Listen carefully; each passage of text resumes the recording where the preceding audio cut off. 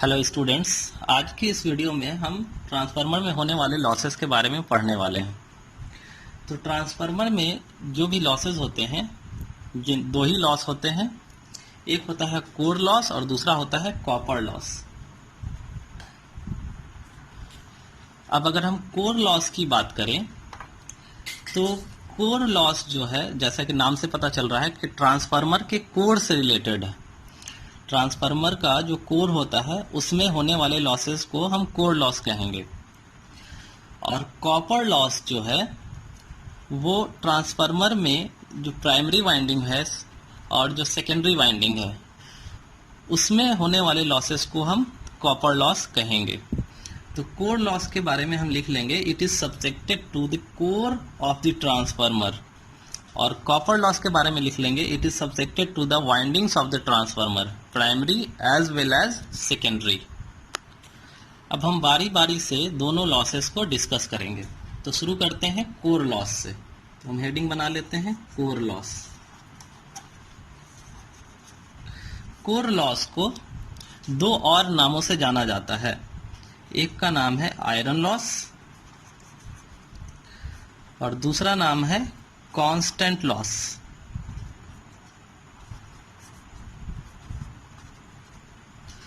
इसका डिनोशन जो करते हैं हम वो पीआई से करते हैं। कोर लॉस को पीआई से डिनोट किया जाता है।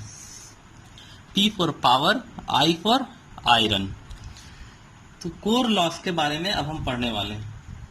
तो कोर लॉस को फर्दर फिर दो भागों में डिवाइड किया जाता है। एक का नाम होता है ईडी करंट लॉस और दूसरा नाम है हिस्टेरेसिस लॉस।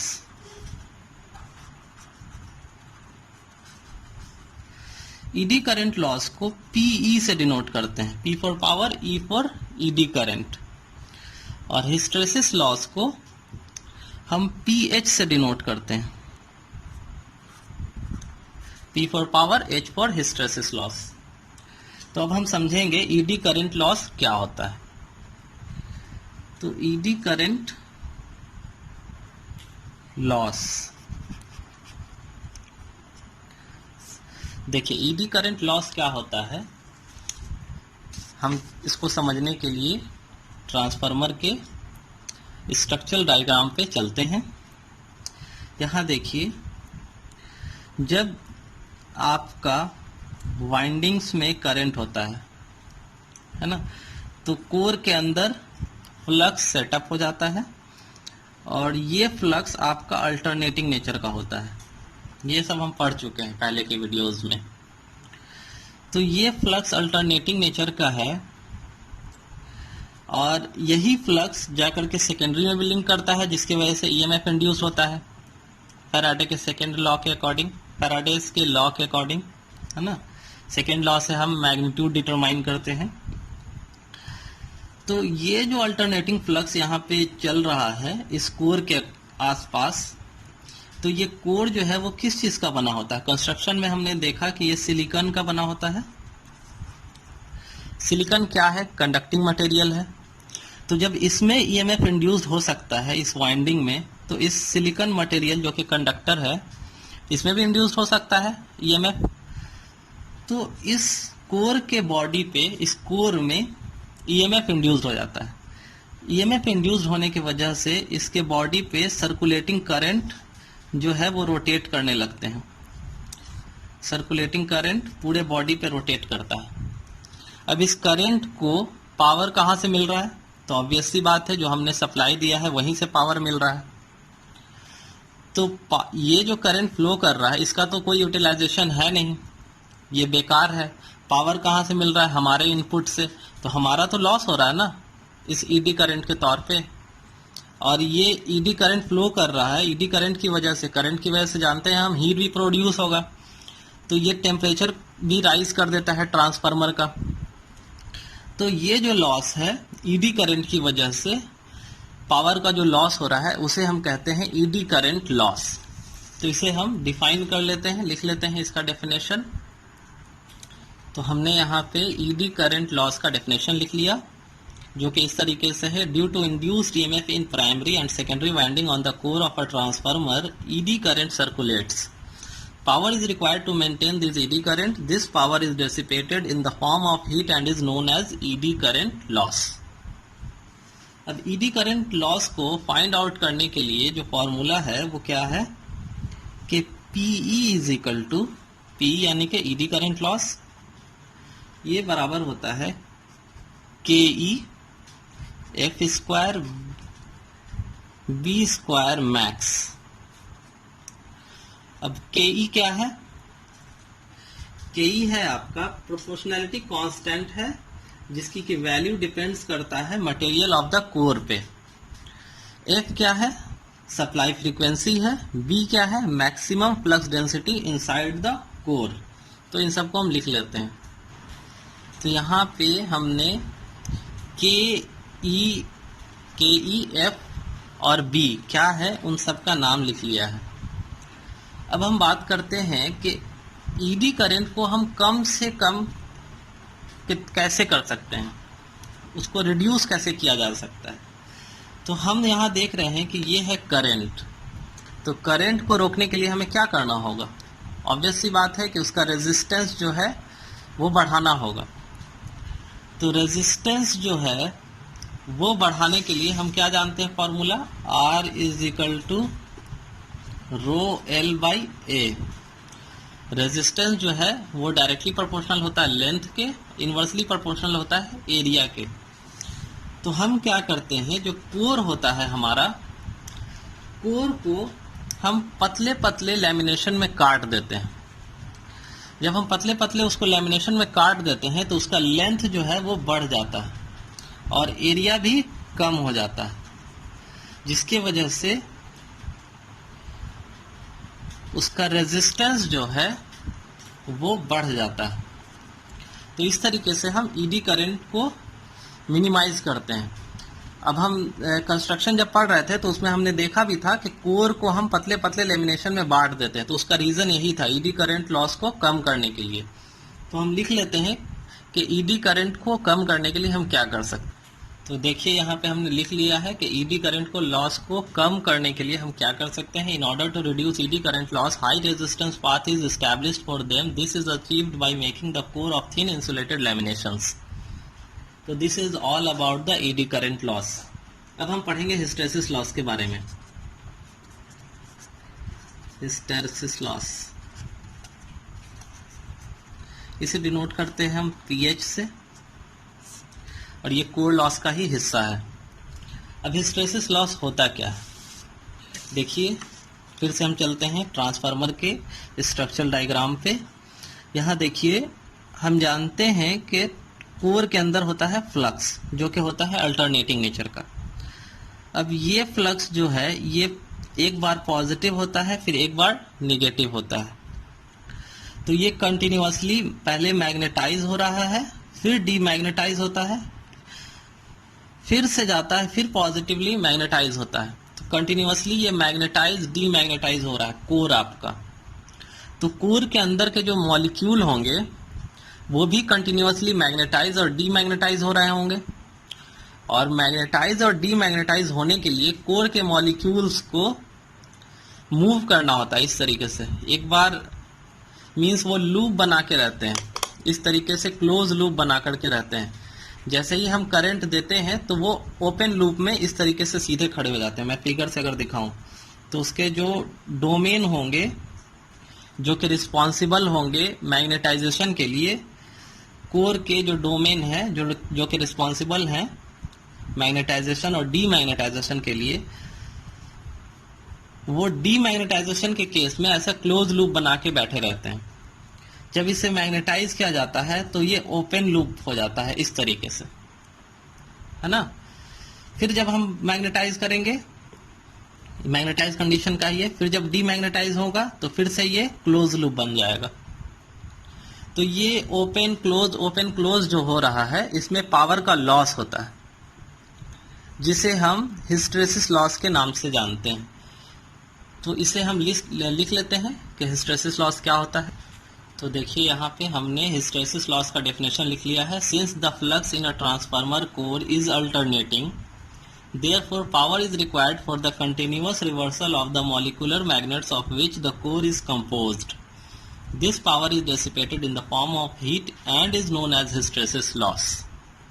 अब हिस्टेरिसिस लॉस को फाइंड आउट करने के लिए जो फॉर्मूला होता है वो होता है pH is equal to KHF B max, और B max के ऊपर पावर होता है 1.67। ये स्टाइमेंस कांस्टेंट है, B की पावर 1.67।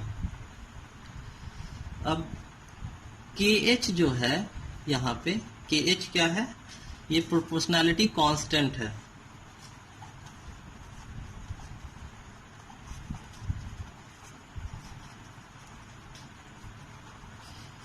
जिसकी की वैल्यू डिपेंड करती है कोर के मटेरियल पे। और F क्या है, आपकी सप्लाई फ्रीक्वेंसी है। B max maximum flux density, जैसा कि हमने ईडी करंट लॉस में देखा था।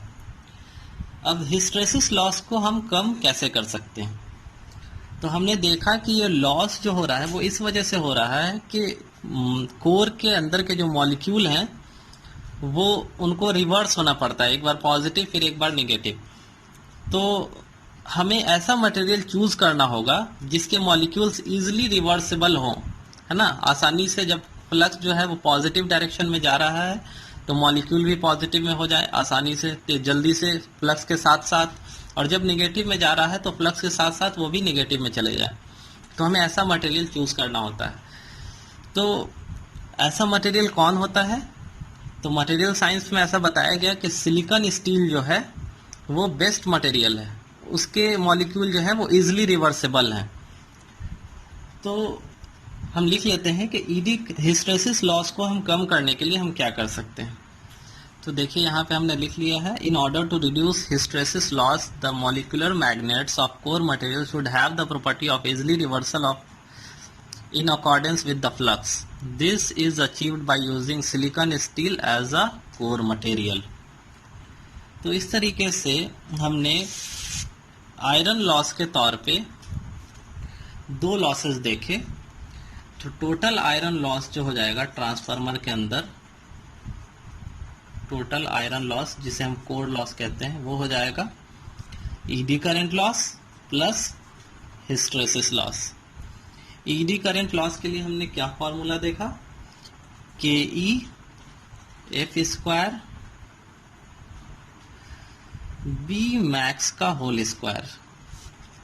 और हिस्टेरिसिस लॉस के लिए हमने फॉर्मूला देखा KH F B की पावर 1.67, ये भी मैक्स है, मैक्सिमम फ्लक्स डेंसिटी। अब हम यहाँ अगर ध्यान दें तो हम पाएंगे कि किसी भी ट्रांसफार्मर में फ्रीक्वेंसी जो होती है वो कांस्टेंट होती है। तो ये भी कांस्टेंट, ये भी कांस्टेंट। ये तो प्रोपोर्शनैलिटी कांस्टेंट है ही, KE भी और KH भी। अब ट्रांसफार्मर में जो हम सप्लाई वोल्टेज देते हैं तो सप्लाई वोल्टेज वो भी हम कांस्टेंट देते हैं। तो सप्लाई वोल्टेज कांस्टेंट तो आपका फ्लक्स भी क्या होगा, कांस्टेंट होगा। तो फ्लक्स कांस्टेंट तो फ्लक्स डेंसिटी भी कांस्टेंट, तो B मैक्स भी कांस्टेंट हो गया। तो ये इसमें हम देख रहे हैं कि सारा का सारा क्वांटिटी कांस्टेंट है। तो इस वजह से कोर लॉस या आयरन लॉस जो होता है वो कांस्टेंट होता है सभी लोड के लिए, है ना। लोड आप कोई भी लगाओ, आपका जो कोर लॉस होगा वो कांस्टेंट होगा, इसलिए इसे कांस्टेंट लॉस कहते हैं। अब कोर लॉस को फाइंड आउट करने के लिए हम ओपन सर्किट टेस्ट परफॉर्म करते हैं, जो कि हम आगे आने वाले लेक्चर में पढ़ेंगे। तो इसे हम लिख लेते हैं। बोथ PE यानी कि eddy current loss and hysteresis loss depends upon maximum flux density and frequency. Since the transformer is connected to constant frequency, constant supply voltage, both frequency and maximum flux density are constant, hence core और iron losses are practically same at all loads. Core loss can be found by open circuit test. अब हम पढ़ेंगे copper loss के बारे में। अब copper loss की अगर हम बात करेंगे तो कॉपर लॉस को PCU से डिनोट करते हैं, P for power, CU for copper. तो ये प्राइमरी के वाइंडिंग में जो रेजिस्टेंस होता है उसकी वजह से होता है, और सेकेंडरी के वाइंडिंग में जो रेजिस्टेंस है उसकी वजह से भी होता है। दोनों का कंबाइन इफेक्ट होता है ये। तो इसे हम लिख लेते हैं, दीज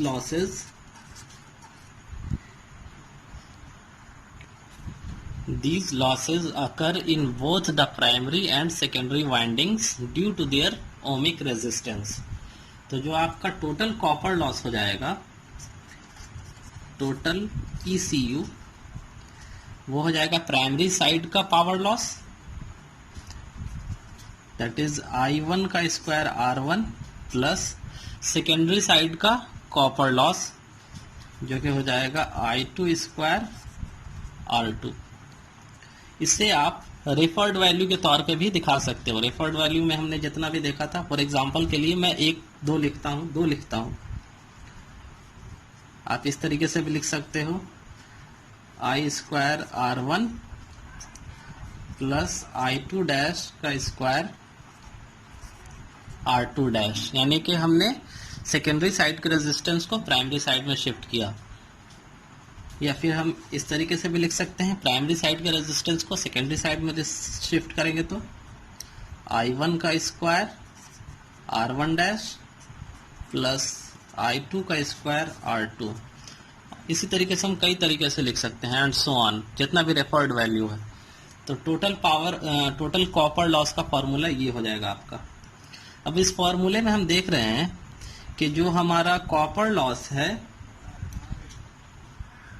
वो करंट के स्क्वायर के हिसाब से वैरी कर रहा है, यानी कि कॉपर लॉस जो है आपका वो करंट के स्क्वायर के हिसाब से वैरी कर रहा है। फॉर एग्जांपल अगर मैं आपको बताऊं कि 10 एम्पियर के करंट पे जो आपका पावर लॉस है वो 400 वाट का है, तो अगर करंट को मैं आधा कर दूं 5 एम्पियर, तो आपका जो वाट है, जो लॉस है, वो स्क्वायर से कम होगा, यानी कि ये हो जाएगा 100 वाट, है ना। करंट को हमने आधा किया तो ये स्क्वायर से आधा हो जाएगा, आधा का आधा।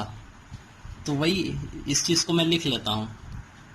तो देखिए यहाँ पे मैंने लिख लिया, this losses vary as the square of load current, जैसा कि हमने यहाँ पे देखा। तब चूंकि ये वेरी कर रहा है इसलिए हम इसे वेरिएबल लॉस कहते हैं, कॉपर लॉस को। और इस कॉपर लॉस को फाइंड आउट करने के लिए हम शॉर्ट सर्किट टेस्ट ट्रांसफार्मर का परफॉर्म करते हैं, जो कि हम अगले वीडियो में देखने वाले हैं।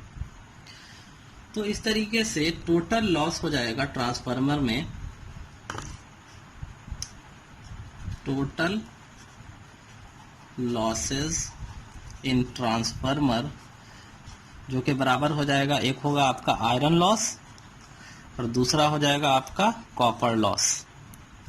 आयरन लॉस आपका कांस्टेंट होता है,